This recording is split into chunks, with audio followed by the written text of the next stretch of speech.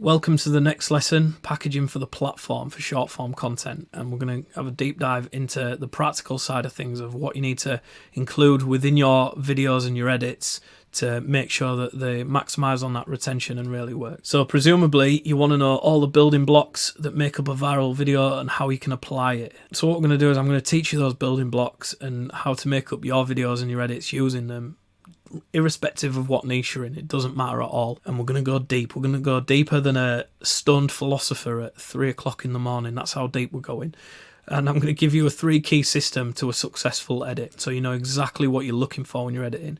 And I'm going to expose the secret testing system that I use as well to test, make sure those edits and those videos are good before we post them, so we don't waste any videos. So key number 1, stopping the scroll. Obviously that's the first thing you've got to do. If you imagine people are scrolling away mindlessly, you need to do something so compelling that they stop doing that and they think, right, I have to friggin' watch this. And again, it comes back to that huge lie that all you really need is a hook and a payoff. Now, like I say, you do need that, but just not in the way that people seem to believe, or that seems to be, you know, the misinformation that seems to be spread around it. It's something entirely different. What they're doing when they're talking about it, they're talking about a 3-act narrative, really. They're talking about setup, conflict, resolution. And that's been a thing since before Shakespearean times. Any book you ever read, any play you ever watch, any film you ever watch, it'll all be usually based around this 3-act narrative. It's really, really common. It's probably something you've been taught at school. And that's all you've really been sold with the idea of hooks and payoffs. They're just changing the terminology to sort of hook, conflict, payoff. Now, I do think that we need to follow that narrative structure, but you need more information than that. So where this isn't the full picture is, okay, we know we need a hook and a payoff, but what makes a good hook and what makes a good payoff? That's the bit that everyone seems to miss out, or they just get it wrong. They tell you something, but they're just not right. So if you think about how Hollywood, for example, that's using this 3-act narrative would differ from short form content, Hollywood has all the time in the world to sort of establish a story and develop characters and things like that. With short form content, when people are flicking through, you have a matter of seconds, if not milliseconds, to do that. When we talk about a hook, it's going to take a lot, but there are some tricks that I've discovered that work really well. Just to highlight this point, if this is the opening shot to The Shining, and it's one of the most famous establishing shots ever made. Establishing shots being like the opening shot of a film or a piece of content. And you know, what you're expected to take from this is you're meant to ask some questions. You're meant to ask sort of, oh, roughly where in the world are we? What time of day is it? What time of year is it? What might we be doing there? What is that building? Things like that. And then they can just drip feed you to the answers to those things slowly over time. But in short form, we don't have that luxury.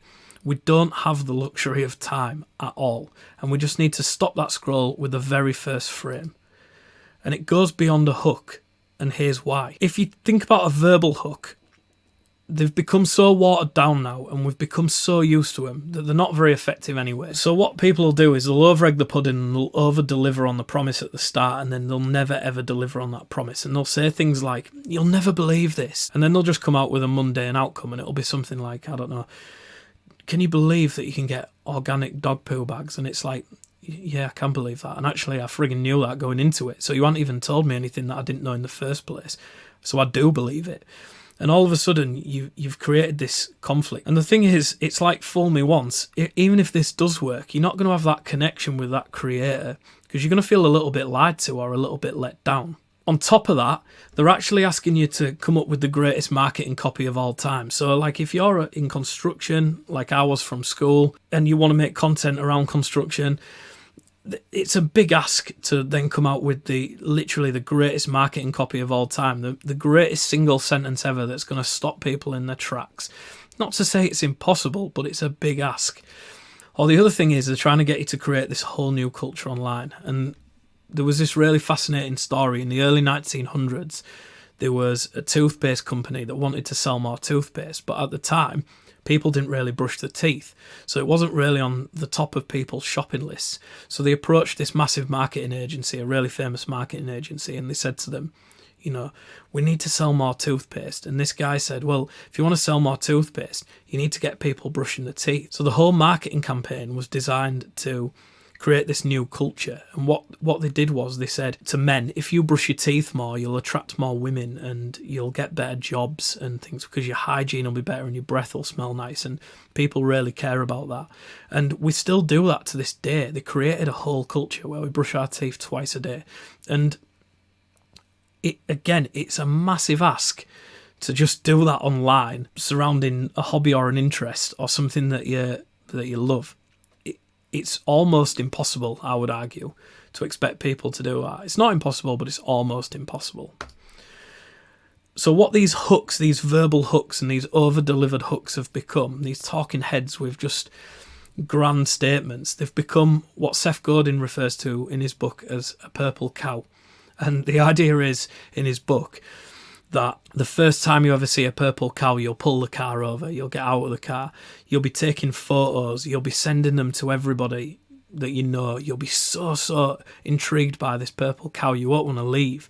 But if you did that same commute every day for another 5 years, 5 years down the line, you probably wouldn't even turn your head to look into the field with the purple cows in. I don't know how long cows live, by the way, so it might be dead by that point. But you get what I'm saying. Like, his point is that if something is really, really appealing at first, over time, even the most appealing thing, like a purple cow, will just lose its appeal and it'll just start to dull. And that's where we're at, I think, with these traditional sort of hooks, like, that have been taken from newspapers and sort of presented on social media. I think that they're almost a purple cow now and people just aren't interested in them. The other problem with them is that people are often listening with the sound off. In fact, there's a higher percentage of people that are scrolling with the sound off than scrolling with the sound on. So what you should be doing instead is you should be trying to find the most visually intriguing things you can to do this, to stop people in the scroll. Anything you do verbally then, or text on screen and stuff, is just going to complement that, but it's not going to be the thing that holds attention. And rather than looking at it like a hook, I want you to look at it like a value proposition. Something that you're going to be able to deliver on that's going to provide value. And then you're going to need to prove it really quickly. And you're going to do this with your opening shot, both visually, and you are going to have that audio as well, but you're not going to rely on it because people might not even have their audio on. So we're going to try and predominantly do it visually. So if we look at this halves video, this did 2.5 million views. I almost look at it like a hypothesis. Can I cut this tennis ball perfectly in half? Now, what I say verbally slightly differs. I say, trying to cut this in half. When I posted this, I put the text on screen as well in this gap here. That's why I left this gap. If I show you the video, trying to cut this tennis ball perfectly in half. So that there is 2 seconds, and I've already delivered everything I need to deliver to try and capture that attention. And it did capture attention. Like I said, it did 2.5 million views and it's still growing now. So let's break down visually how I'm doing that. So the most important thing that I always aim to do is I try and tell the entire story. Different to Hollywood, where I've got time to sort of establish over time facts and figures and character development, I try and tell the entire story with my opening shot, minus what the outcome will be. So if I'm saying, can I cut this perfectly in half, I'm showing everything on there except for, can I cut it perfectly in half? And the viewer has to watch then to see the result. The second thing I do, like I say, I pose it almost like a hypothesis with a measurable outcome. And I think the measurable outcome, which we're going to look at a little bit when we get to that stage, I think that is way more powerful than just the idea of a payoff. I do utilise some text to sort of, embed that hypothesis, because remember, people might have the sound off. And even though I think I do a really good job visually, there's a good gap for it there and I don't think it hurts. And then I do support it verbally, like I say, but that's secondary. And I say, trying to cut this cheeseburger perfectly in half. The third thing I do is I combine 2 items that aren't usually seen together. So in this case, I've got a Japanese handsaw and a cheeseburger, because why the frig wouldn't you? And that is a surefire way to spark curiosity. Now, the more obscure and the less likely they are to go together, and the better you can position them in the frame to really cause that curiosity, the more likely people are to watch. That is really powerful. The fourth thing I do, I actually just use the description to suggest that there might be a surprise at the end. Although I use the same one every time, it is visible, so I do utilise that real estate to help build a bit of tension. I'm going to talk about tension in a minute. But it isn't going to be the thing that makes a 1 million view video, but it doesn't hurt to just include it. So for me, I wasn't expecting it to end like that. What should I cut next? I always put a call to action in there as well. And I try and make it all fit in that one comment like that, look, so that it's all visible on screen when people go onto it. So if we just look at another example, again, visually telling the entire story minus the outcome. So what's your house worth? And then we're going to do a bit of a house tour on this. It does pose a hypothesis with somewhat of a measurable outcome, because obviously we're saying, excuse me, what's your house worth? Can we take a look at this? This video did really well as well, like I say. You know, we want to know, is that home worth that value? We need to see the home to decide whether it's worth that value. This one's a little bit less obvious. It doesn't always have to be really on the nose, and this one's a little bit less obvious, but does it combine two items that usually aren't seen together? Well, that we want to find that out, and it does spark that curiosity, because we want to know, does this lady belong in a house that's worth $6.2 million? You know, that is a question that we're going to have. Do those two things belong together? And that's what we need to stick around to find out. And then again, just using that description, I can't believe that this is worth that money. You want to say it, you know, you want your opinion on it. So, and you want to see if the outcome matches the question that's posed. So you're going to stick around to find out. So a little bonus thing that I do that isn't the be all and end all, but it is something that's worth noting. Trying to cut this tennis ball perfectly in half.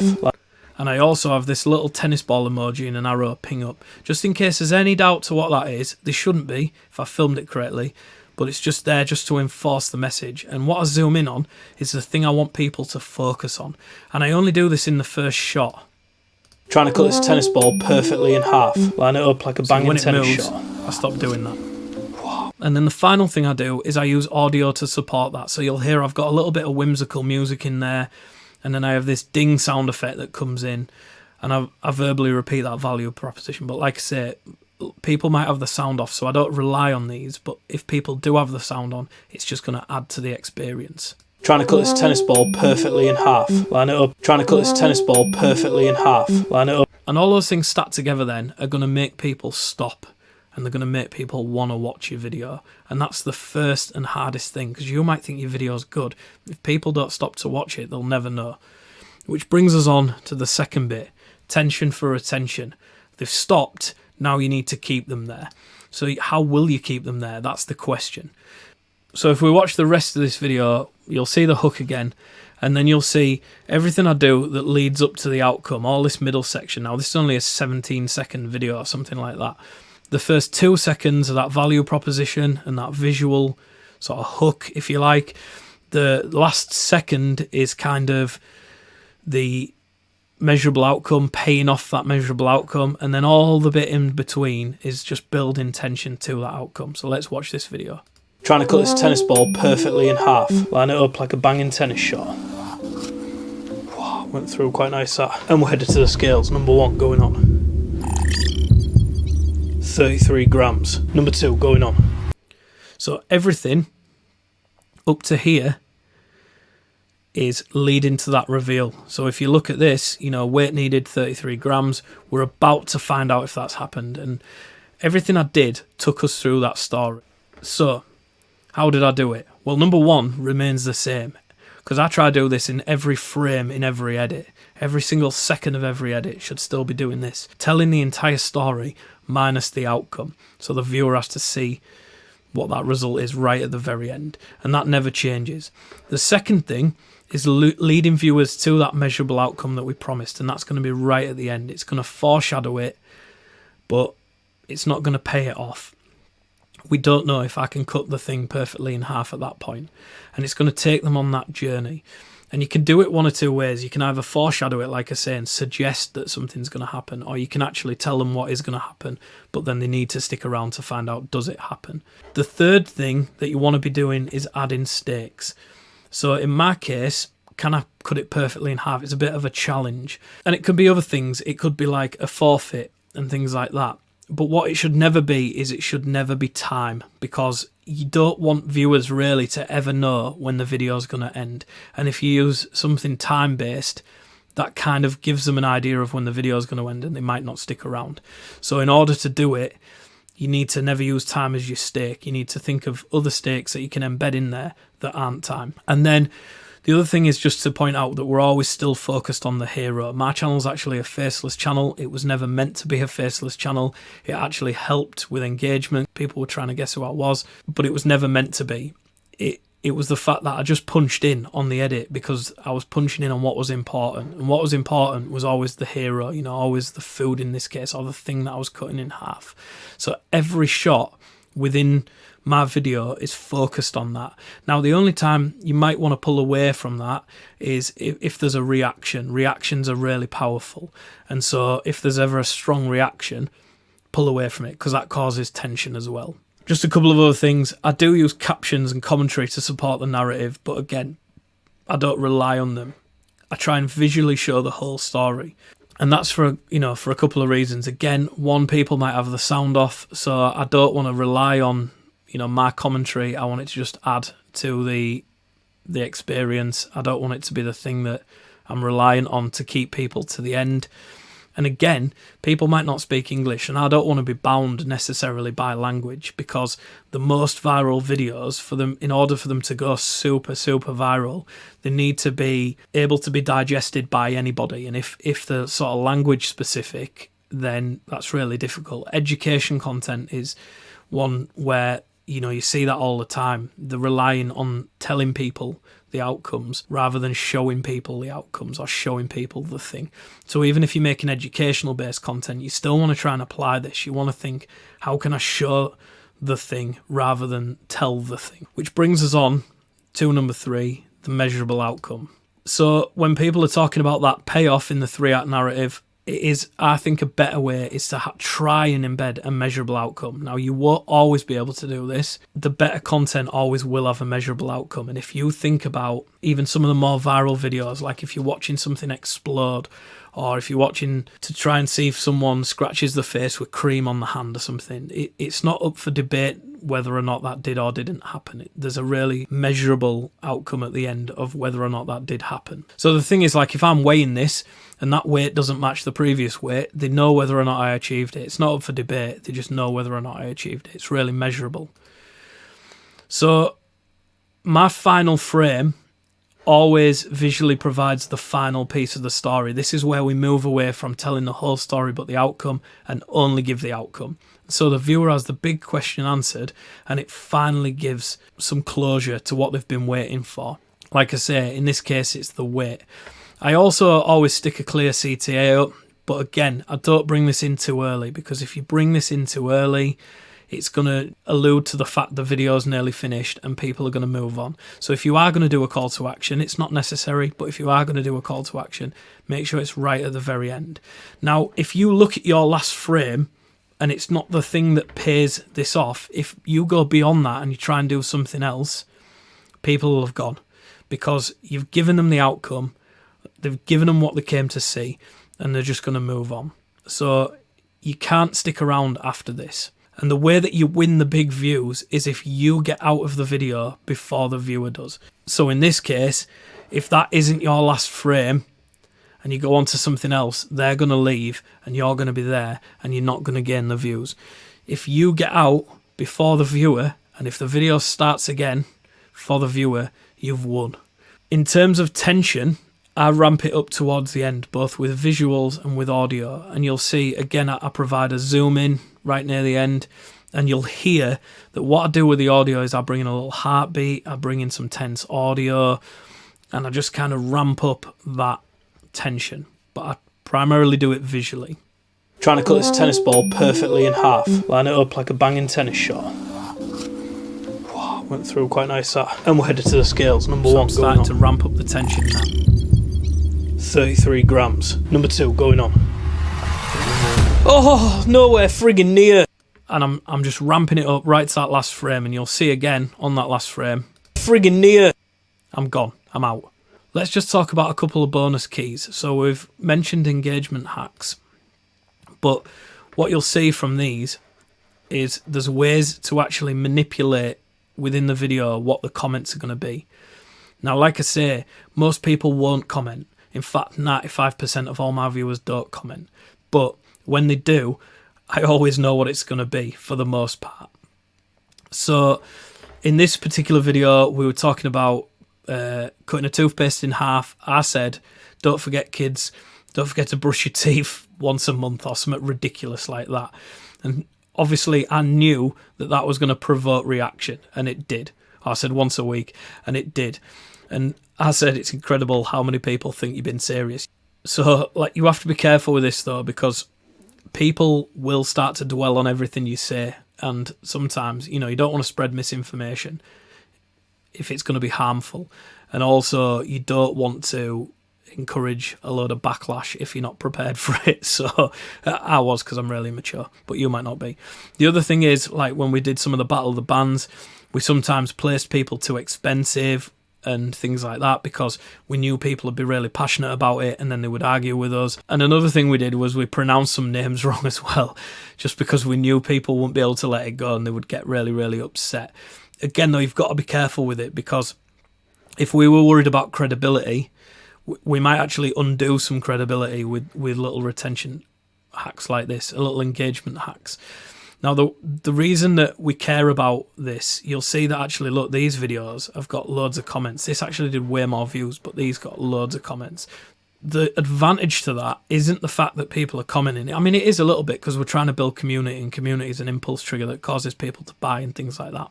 But for the most part, whilst people are reading 625 comments, that video is playing in the background, and that was a long video. If that plays through and through and through, again, it's just going to really, really help with your retention, and it's going to push that content out to more people. So that's where you can utilize engagement to your advantage, little tricks like that. Bonus key number 2 is being able to see the edit before you start filming, and I would argue this is the hardest skill to master, but probably the most important down the line. Because if you can see how an edit is going to look in your head before you ever go to film it, it makes the filming process so much quicker. You know, knowing what format you're going to use and being able to see what that's going to look like I can do that quite comfortably now. And when I'm working with people, that's kind of the biggest advantage, in that they'll have an idea and I can already see it. So sometimes I'll jump on an edit before they do and sort of say, I envisage it sort of playing out like this, or been structured like this. And it usually helps. But being able to do that is a massive advantage. And what's going to help you do that though is getting those ingredients like I mentioned. Now, these are a starting point. I actually have a bit more of a comprehensive list that I use, but it makes it really simple. Nothing needs planning beyond the point of getting these together. So if you've got a formula, you know, like your GaiaX concept, you've got a hypothesis and a measurable outcome, you know what your angles are going to be, your fonts, your colours, your titles, and you're going to use these every time. It's all going to speed up your workflow and allow you to produce more videos, and in turn get more views and more hits. So remember, your concept bigger than the brand. That then sort of becomes your hook. Man never changes. Can I just cut X in half? Like I say, I don't think that's the variable that you want to be playing with, because it's the hardest one. So try and sort of get a hook that works and just keep using that hook like we always do in our content. Stick to what we mentioned earlier, that 2 variable planning. All of this is going to allow you to see that edit, especially if you've made one successful video. Like with halves, I never really change the angles or anything. So all I need to do is position the next thing and whatever I'm cutting it with, and then just make another video. I don't have to think about it going into the edit. All my music's the same, all my text's the same. I just have to redo the captions, slightly alter this in-app, and that's it. Bonus key number 3 is what I call my pause test. Now, this is my sort of secret sauce to editing, to know whether or not an edit's kind of ready to post. We've sort of spoke about it throughout without referencing it directly, but this is an opening, this is a middle shot, this is the end. And like I've mentioned, you should be able to just take any frame from any part of your video, and these should tell the whole story minus the outcome, and this should tell only the outcome, and then you should be out.